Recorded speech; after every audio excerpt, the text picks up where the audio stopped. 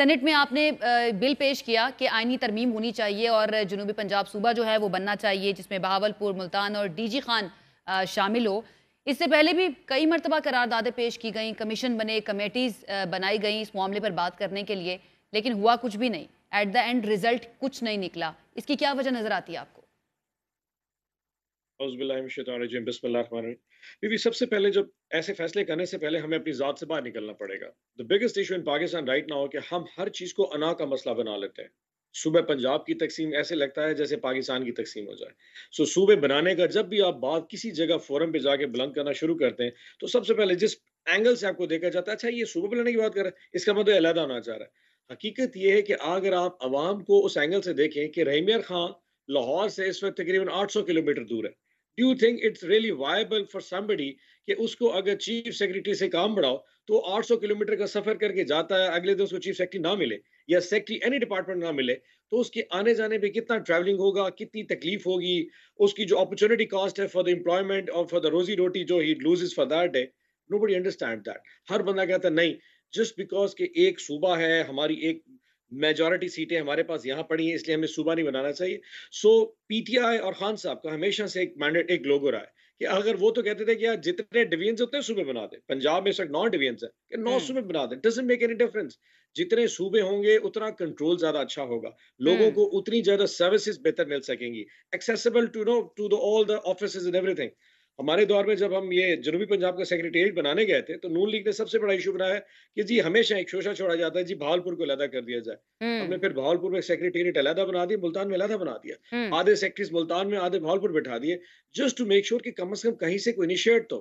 But because हर चीज politics बन जाती है, हर चीज वो एक मुगलाना तर्ज हुकूमत के हिसाब से सोचा जाता है, लाहौर से बैठ के सबको कंट्रोल किया जाएगा।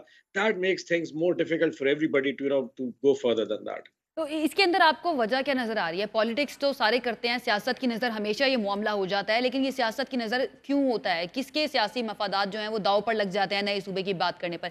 क्या ये नशिस्तों की तकसीम जो है उसकी बात है कि अगर नया सूबा बन जाता है तो 46 जनरल और 10 खवातीन की नशिस्तें जो हैं, रिजर्व सीट्स, वो चली जाएंगी जो इस वक्त ओवरऑल पंजाब के पास हैं नेशनल असम्बली में? सिंपल, बहुत सिंपल सा फार्मूला है। इस वक्त पंजाब के पास 140 सीट है। हमारे पास जो सूबा जनूबी पंजाब के मैंने जो एक तरमीम जमा कराई थी, हम्म। सूबा जनूबी पंजाब के पास 46 यानी कि 46 जनरल सीट्स नेशनल असेंबली की बनती है। उसके मुसावना 10 के करीब रिजर्व सीट खवातीन की और 3 सीट्स माइनॉरिटीज की बनती है। हम्म। दैट गिव्स एन एज कि हमारे पास तकरीबन 59 सीट्स एमएनए की सूबे में बच जाएंगी। इसी तरह जो प्रोविंशियल असेंबली की सीट्स हैं वो 96 यानी कि 96 बनती हैं, और उसके साथ आपको तकरीबन 21 के करीब खवातीन की रिजर्व सीट्स और तकरीबन 6 के करीब आपको माइनॉरिटी सीट्स मिलती हैं। सो इस वक्त अगर आप देखा जाए तो जनूबी पंजाब का हुजम तकरीबन केपीके के सूबे के बराबर है। उनकी 45 एमएनए की सीट्स हैं, हमारे पास 46 एमएनए की सीट्स हैं। हम्म। हमारे पास 96 जनरल एमपी की सीट्स बनती हैं, उनके पास 100 बनती हैं, क्योंकि उनकी सीटों का साइज थोड़ा सा ज्यादा हो जाता है। आबादी के हिसाब से केपी और जनूबी पंजाब एक जैसा है पड़ा, आबादी और क्या इवन के एरिया के हिसाब से। असल इशू लोगों की एक्सेसिबिलिटी है, हम्म। ट्रैवलिंग टाइम रहीम यार खान, मुल्तान, डेरा गाजी खान से लाहौर का इतना ज्यादा हो जाता है। दूसरी बात है कि हर बंदे की उतनी सख्त नहीं होती। अगर आप डेवलपमेंट का थोड़ा क्राइटेरिया सेट करें, तो जो 6 डिवीजन अपर पंजाब में है पड़ा, वहां पे जो पर कैपिटा डेवलपमेंट है वो जनूबी पंजाब के 3 डिवीजन के पर कैपिटा डेवलपमेंट मुकाबले में 1/10 भी नहीं है। यानी कि जितना पैसा वहां पे खर्च किया जाता है, तो उसका 10 गुना भी, उसका 10वां हिस्सा भी शायद जनूबी पंजाब में नहीं खर्च किया जाता।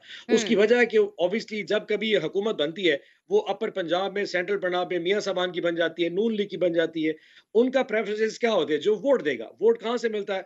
वोट उनको मिल जाता है गुजरांवाला डिवीजन से, वोट मिलता है लाहौर डिवीजन से, वोट मिलता है उनको पिंडी डिवीजन। तो सही। सारी डेवलपमेंट वहां चली आती है। ठीक। ये जो डिवीजन हैं, जहां भावलपुर है, डेरा गाजी खान, मुल्तान, यहाँ पे पाकिस्तान मुस्लिम लीग नून को वोट नहीं मिलता, यहाँ पर ये इसलिए भी उनकी तो आर्ग्यूमेंट प्रेफरेंस भी आता है नहीं है। ऑन साहब, ये भी तो आर्ग्यूमेंट आता है कि बहावलपुर जो है वो जनूबी पंजाब का एरिया वाइज सबसे बड़ा सूबा है, और बहावलपुर वाले जो हैं वो ये भी चाहते हैं, वहाँ की पॉलिटिकल पार्टीज हों या वहाँ की आवाम से भी अगर बात कर ली जाए, तो उनका सेंटिमेंट ये भी है कि भाई हम तो ऑलरेडी सूबा थे, हमें जो है हमारी हैसियत जो है वो बहाल की जाए सूबे की।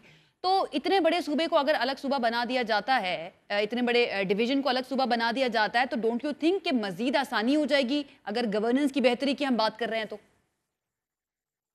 देखिए, ये जो इश्यू है ना कि जी मुल्तान, डेरा गाज़ी खान, बहावलपुर सूबा बना दिया जाए या बहावल को अलहदा कर दी, ये हमारा एक लोकल इश्यू है और यकीन करें इसके बात के ऊपर हमारे यहाँ पे जनूबी पंजाब के लोग राज़ी हैं कि अगर आप सूबा जनूबी पंजाब बनाते हैं तो सेक्रेटेरिएट अगर बहावलपुर बन जाए हमें इस पे भी एतराज़ नहीं होगा। हुँ। सेक्रेटेरिएट आधा सेक्रेटेरिएट मुल्तान बना दिया जाए, ये कोई इतना बड़ा इश्यू है ही नहीं।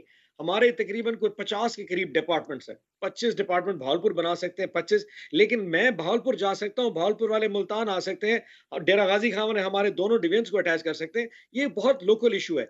यानी यानी जानबूझ के जब जनूबी औन पंजाब साहब सूबे आप की कह रहे बात हैं कि होगी। जनूबी पंजाब सूबे के अंदर जितने भी अगर हम सिर्फ जनूबी पंजाब सूबे की बात करें, वहाँ पर जो स्टेक होल्डर्स हैं, वहाँ के जो पॉलिटिशियंस हैं, जो नेशनल असेंबली में भी मौजूद हैं, वो तमाम इस बात पर राज़ी हैं कि इन तीनों डिविजन्स को एक सूबा बना दिया जाए, जनूबी पंजाब सूबा जिसमें बहावलपुर भी असल में ये डीजी खान के देखिए साथ शामिल हो, 100 मुल्तान के साथ शामिल हो? 100% कंसेंसस तो कभी भी किसी बात पे नहीं हो सकता। हुँ। लेकिन मैं ये बता दूँ कि अगर हमें मौका दिया जाए तो हम तीनों डिवीजन्स के लोगों को इकट्ठा करके पाकिस्तान तहरीक-ए-इंसाफ वाहिद वो जमात है जो इन तीनों डिवीजन्स में एक वोट बैंक रखती है। तो हम तीनों डिवीजन्स के लोगों को बिठा के उनसे बात की जा सकती है कि इसकी तक़सीम कैसे की जाए। सो हुँ। पहला इश्यू है कम से कम वो जिसको हम कहते हैं ना तख्ते लाहौर, एक दफ़ा वहाँ से निजात तो मिल जाए। जब ये इश्यू रिज़ॉल्व हो जाएगा तो फिर उसके बाद बात आगे चल सकती है। सही है। औन साहब तख्ते लाहौर तो पीटीआई के पास भी रहा है। उस्मान बुज़दार साहब वहाँ पर रहे हैं और आपको पता है कि विफाक में पाकिस्तान तहरीक-ए-इंसाफ की गवर्नमेंट ही थी। ये बताइएगा कि आपने वादा किया था जनूबी पंजाब के लोगों के साथ, जनूबी पंजाब सूबा महाज़ के जो तमाम पॉलिटिशियंस आप लोगों के साथ आके मिले थे, इमरान खान साहब ने कहा था कि 100 दिन के अंदर टैंजिबल और प्रैक्टिकल स्टेप्स हम लेंगे जनूबी पंजाब सूबे के लिए। उन 100 दिनों के अंदर क्या हुआ? और पीटीआई अपने दौरे हुकूमत में जितना भी अरसा वो रही हुकूमत में, वो क्यों नहीं बना सकी जनूबी पंजाब सूबा? देखिए, ये याद रखिएगा सूबा बनाने के लिए आप एक पार्लिमानी निज़ाम में रहते हैं, उसके लिए आपको नंबर्स चाहिए। सो आप ये देख लीजिए कि जब हम पंजाब असेंबली में गए थे टोटल नंबर्स 186 थे। हुँ। टोटल सिंपल मेजॉरिटी 172 है। सूबा बनाने के लिए हमारे पास टोटल नंबर 186 थे। आपको तरमीम अगर आइन में करनी है जहाँ 4 की बजाय 5 सूबे होने तो आपको 2/3 मेजॉरिटी।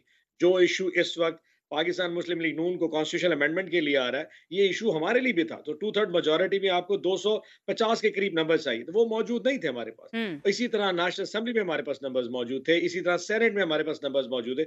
सो हमारे पास किसी जगह पे कोई नंबर्स मौजूद नहीं थे। सो एक तो आईनी तरमीम नहीं हो सकती थी। फिजिकल स्टेप हम क्या कर सकते थे? हमने आते साथ ही 2 जनूबी पंजाब के सेक्रेटेरिएट फाइनल कर दिए। मुल्तान का सेक्रेटेरिएट इस वक़्त 30% मुकम्मल हो चुका है। बहावलपुर का सेक्रेटेरिएट 25% मुकम्मल हो चुका है। उसके लिए फंड्स एलोकेट कर दिए। चले आप बिल्डिंग्स को भी छोड़ देते हैं। हमने जो मेजॉरिटी काम किया, एडिशनल चीफ सेक्रेटरी पहले 3 महीने में एक यहाँ पे मुल्तान में पोस्ट कर दिया, जो सर्किट हाउस मुल्तान में बैठता था। हुँ। हमने यहाँ पे तकरीबन 20 के करीब सेक्रेटरीज़ जो छोटे सेक्रेटरीज़ थे, वो मुल्तान में और 20 के करीब सेक्रेटरीज़ जो जनूबी पंजाब के थे, बहावलपुर बिठा दिए थे। आपका जो एडिशनल आईजी था, जो कि हमारा कॉन्सेप्ट आरपीओ से ऊपर है, उसको यहाँ additional IG south Punjab Multan post कर दिया गया कि हुँ। चलो कम से कम यहाँ पे लोगों के कुछ तो, सिवाय फाइनेंस सेक्रेटरी के अलावा बाकी तमाम के तमाम जो डेवलपमेंट जो सेक्रेटरीज थे, वो मुल्तान पोस्ट हो चुके थे और लोगों हुँ। की इश्यू रिज़ॉल्व हुए। हुँ। अनफॉर्चुनेटली जैसे ही पीडीएम की गवर्नमेंट आई, सारे सेक्रेटरीज को लाहौर बुला दिया गया। मुल्तान तकरीबन सेक्रेटेरिएट बंद हो चुका है। कंस्ट्रक्शन के काम के लिए फंड रोक लिए गए ताकि वो फेल हो जाए। यानी कि पाकिस्तान के पंजाब के अवाम का पैसा ज़ाया हो जाए, पीटीआई कहीं पॉलिटिकल लेवरेज ना ले जाए। हुँ। भावलपुर में कंस्ट्रक्शन रुक चुकी है। एडिशनल चीफ सेक्रेटरी लाहौर चला गया, एडिशनल आईजी लाहौर चला गया। इस वक़्त ज़मीन के ऊपर इस कोई चीज़ एक्सिस्ट नहीं करती, कहीं पीटीएफ। सो हमने तो वो कुछ किया जो हम कर सकते थे। सही बट है, आप आगे ये देखें, क्लेम कर रहे हैं ये कि पीटीआई पॉलिटिक्स ने है, रूथलेस है। सही पीटीआई ने अपने दौरे हुकूमत में जनूबी पंजाब के लिए काम किया है, लेकिन कंसेंसस नहीं हो पाया कॉन्स्टिट्यूशनल अमेंडमेंट के लिए या सूबाई असेंबली के अंदर अक्सरियत नहीं थी, 2/3 मेजॉरिटी नहीं थी उस सूबे को बनाने के लिए। सर लेकिन ये भी एक आर्गुमेंट आता है ना इस मामले के अंदर कि ये जो नए सूबों का मामला है इसको हर सियासी जमात ने इस्तेमाल किया है इलेक्शन से पहले और इलेक्शन जैसे ही गुजर जाते हैं, जैसे ही हुकूमत साजी हो जाती है तो वही पार्टी जो ये क्लेम कर रही होती है, जो वादे कर रही होती है, दावे कर रही होती है, वो भूल जाती है। उसको फिर दूसरे इश्यूज जो हैं वो ज़्यादा नज़र आने लगते हैं। पीटीआई पर भी ये इल्ज़ाम लगता है कि पीटीआई ने पहले तो कहा कि 100 दिन के अंदर काम करेंगे, उसके बाद काम नहीं हो सका, बाद में दूसरे मसले शुरू हो गए। उसके बाद जब नो कॉन्फिडेंस मोशन 2022 के अंदर इमरान खान साहब के जो बानी बेटियां आई हैं, उनके खिलाफ आने की बात हुई, तो उन्होंने 581 अरब रुपए का साउथ पंजाब पैकेज का ऐलान कर दिया। तो सर इस्तेमाल तो किया गया है ना सियासी मफादात के लिए इस इशू को। अच्छा, अगर तो डेवलपमेंट बजट ज़्यादा रखा जाता है जनूबी पंजाब में, तो इसको आप पॉलिटिकल बेनिफिट नहीं कह सकते। यकीन सर जानिए टाइमिंग की मतलब बात मैं कर रही हूँ मैं आई एम औन साहब। और साहब मैं टाइमिंग की बात कर रही हूँ, बिल्कुल होना चाहिए, उससे भी ज्यादा होना चाहिए, क्योंकि द मोस्ट डिप्राइव्ड रीजन है वो पंजाब का, साउथ पंजाब की अगर हम बात करें, उससे ज्यादा होना चाहिए। I am talking about the timing of that package, south Punjab package. अच्छा, साउथ पंजाब का पैकेज वैसे जो आखिरी बजट में आया था, वो ऑब्वियसली बाकी बजट से बहुत ज़्यादा था। लेकिन हम्म। आप मेजॉरिटी वाइज़ पहले साल का बजट भी देख लें, मुझे याद पड़ता है, if I am not wrong, I may be wrong, 140 अरब का बजट जनूबी पंजाब के लिए पहले साल में रखा गया था। हम्म। आउट ऑफ द 500 बिलियन जो टोटल 500 डेवलपमेंट का बजट था, हम्म। पूरे पंजाब का। और अल्टीमेटली मतलब 140 अरब वाज़ माशाल्लाह पहली दफ़ा इतना बजट देखा। हम कभी 70-80 अरब से ऊपर नहीं जा सके। And you will be amazed to see कि दूसरे साल में जो बजट रखा गया, उसमें से तकरीबन 30% के बजट खर्च भी हो सका था। बिकॉज़ यहाँ पे रिसोर्सेज़ नहीं थे। ना आपके पास ओवरसीयर्स थे, ना हमारे पास इतने ठेकेदार थे, ना हमारे पास जो पब्लिक हेल्थ इंजीनियरिंग का डिपार्टमेंट था, जिसने ये सारे एक्सरसाइज करनी थी, उसका कोई सेटअप मौजूद था। तो लोगों को या इवन के हमारे जो पार्लिमानी मेंबर्स हैं, एमपीएस को, वो इतना पैसा खर्च ही नहीं कर पा रहे थे, बिकॉज़ यहाँ पे वो सेटअप मौजूद नहीं था। हम्म। सो जब तीसरा साल हमारे पास इनफैक्ट इंफ्रास्ट्रक्चर मौजूद हुआ, यहाँ आपके यहाँ पे ठेकेदार पोस्ट आउट हो गए, पीएचई का डिपार्टमेंट आ गया, आपके ओवरसीयर्स बहुत बड़ी तादाद में आ गए। वो टाइम था जब आप इतना लॉन्च करेंगे तो कम से कम खर्च तो हो पाएगा। सो 3 साल हमें उस स्टेप तक पहुंचने में लगे कि कम से कम जो ऊपर से पैसा फनल डाउन हो, वो हम्म। नीचे जाके लोगों को ग्रास रूट तक पहुंचे। I mean this is very amazing. हमें थोड़ा पता था कि 3 साल बाद हम जाने वाले हैं।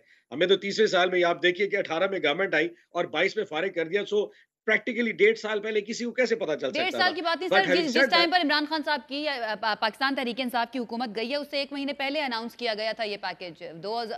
2022 अप्रैल में हुकूमत गई है, मार्च में इमरान खान साहब ने, पाकिस्तान तहरीक इंसाफ के बानी ने, ये जो है पैकेज का अनाउंस किया था।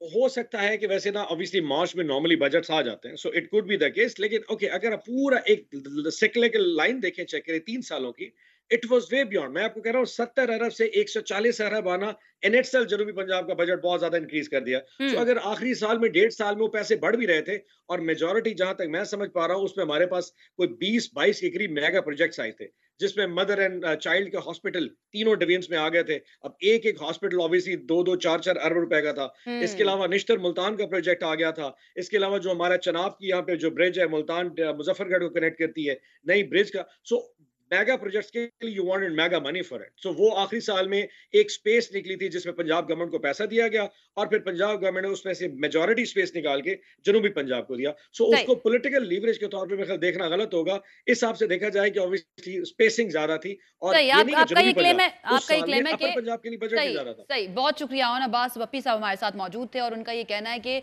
जब पाकिस्तान तहरीक इंसाफ की हुकूमत थी पंजाब में या फेडरल में, उस वक्त जनूबी पंजाब सूबे का मामला जो है, या नए सूबे का मामला जो है, उसको सियासी मफादात के लिए इस्तेमाल नहीं किया गया था।